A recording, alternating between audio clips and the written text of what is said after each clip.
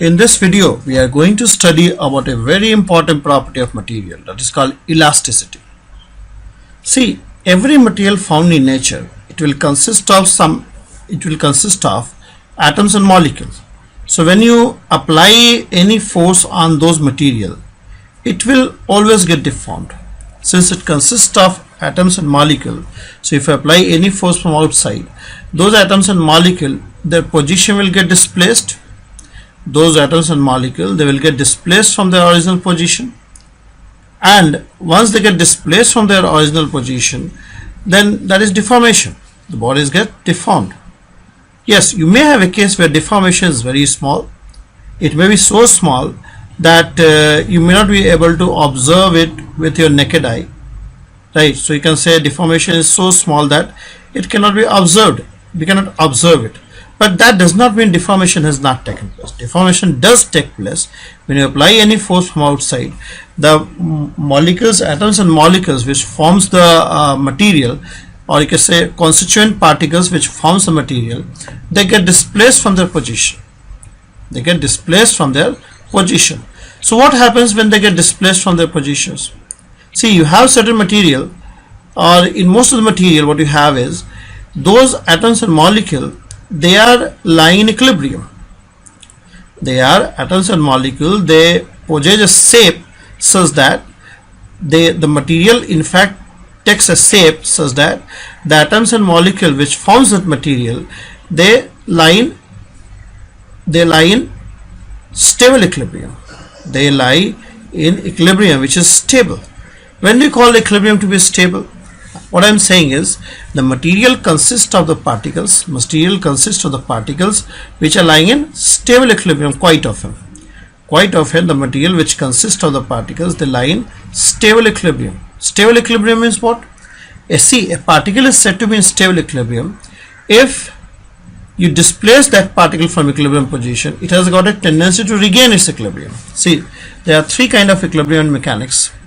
There are three kinds of equilibrium in mechanics. One is called stable equilibrium.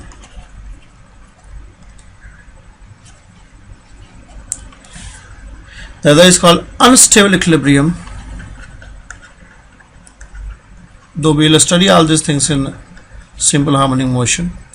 And the third is called neutral equilibrium. So the material quite often consists of the particle which lie in a stable equilibrium. The good example of stable equilibrium is, see, I can have a bowl over here and I have a body of mass m, right? So here you see you have a normal reaction, you have mg, and n minus mg is 0. If I invert this bowl and keep a ball over here, here also you have see mg, normal reaction, and again n minus mg is 0 over here. And this is a case, again you have same forces acting and n minus mg is 0. So all these three cases are the case of equilibrium. But this is called stable equilibrium, this is called unstable equilibrium, this is called neutral equilibrium. Stable equilibrium is what? If you displace this body from equilibrium position, if you take it here, then it has got a tendency to come back. There is a restoring force generated, and that restoring force tries to bring the body back to equilibrium position. If you displace this particle, there is no restoring force. The moment you displace it, it goes away and away from equilibrium. Here, if you displace this particle, wherever you displace is again a point of equilibrium, right? So this is called stable equilibrium. If the body has got tendency to regain its equilibrium position once disturbed from there, once displaced from equilibrium position, if the body has got tendency to regain its equilibrium position, that is called stable equilibrium. And in fact, the molecules, atoms which forms the material, they all lie in a stable equilibrium. The atoms and molecules, they all lie in stable equilibrium, right? So when you displace them, when you displace those particles has got a tendency to come back, and in that process they develop a restoring forces, and that restoring force will lead to stress inside the material. Once you deform the material, once you apply force from outside, at molecular level, what happens is when you apply any force from outside on the material, the atoms and molecules, they get displaced from the equilibrium position, and a restoring force is generated inside, and that restoring force tries to bring the particles back to equilibrium position, and hence it develops a stress. The moment you deform the material, a stress is developed. The moment you deform the material, the moment you deform the material from outside, the moment you apply force from outside, the material get deformed. So material get deformed means what? The molecules and atoms, they get displaced from the equilibrium position, and since those molecules and atoms, they were in a stable equilibrium, they will try to come back to their position, they will try to regain their equilibrium position, and in that process a restoring force is generated inside, and that restoring force generated, macroscopically we say, a stress is generated inside material, and that stress tries to do what? That stress which is developed inside material once the body get deformed tries to bring the body back to original shape. If under the effect of this stress body comes back to its original shape completely, we call it perfectly elastic material. If body does not regain its shape, if under the effect of this stress which is developed, the body does not regain its shape at all, there is no tendency in the body to regain its shape, then that material is called perfectly inelastic or plastic material. Plastic material, the stress which is developed does not bring the material back to equilibrium position. But there are certain material where material partially regain its shape. It does not completely regain its shape, it partially regain its shape. So you can call it partially elastic. So here we are more concerned about the elastic material. So elastic material are the material which regain its shape. When you deform it, a stress is developed, and that stress tries to bring the material back to equilibrium position, back to its original shape. When all the material comes back to equilibrium position, of course the material comes to its original shape, right? So this property is called elasticity. When you apply any force from outside, the body get deformed, and when the body get deformed, a stress is generated in the material, and that stress tries to bring the body back to equilibrium position, back to its original shape. When the body comes back to original shape, then such a material is called elastic material, and the phenomena is called elasticity. The property of material, this property of material, the property by which the body comes back to its original shape, that is called elasticity. That property is called elasticity, right? So to understand it more mathematically, let's try to discuss mathematically how we define stress. When you deform the material from outside, a stress is generated, and that stress can be classified into various kind. One is what we call longitudinal stress. Got it? Longitudinal stress. Suppose we have the material like this, say we have this kind of material, and suppose this material is subjected to various forces from outside, and because of those forces, if the material get deformed, then in that case a stress is developed, right? So suppose this is your S, the cross section. So if suppose you pull it like this, so this surface which I have imagined, this will be subjected to force from both the side. If I apply F like this, so applying this F will generate what we call tensile stress. Applying this F will generate what we call tensile stress, right? Tensile stress. So how will you define this tensile stress?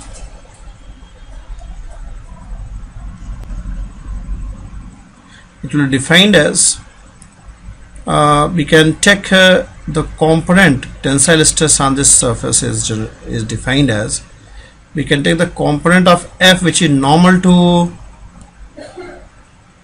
the surface. Tensile stress is given by, let's call it tau n, is given by F upon or Fn upon S. Let's call this delta S, let's call it the surface area is say delta S. So Fn upon delta S, that's called tensile stress. If you push it like this, then it will lead to compression, and when it leads to compression, then this is called compressive stress. So longitudinal stress can be of two kinds, tensile stress and compressive stress. When you try to pull the material by applying force on both the end, it develops a tensile stress. When you try to push the material, compress the material, it develops a compressive stress.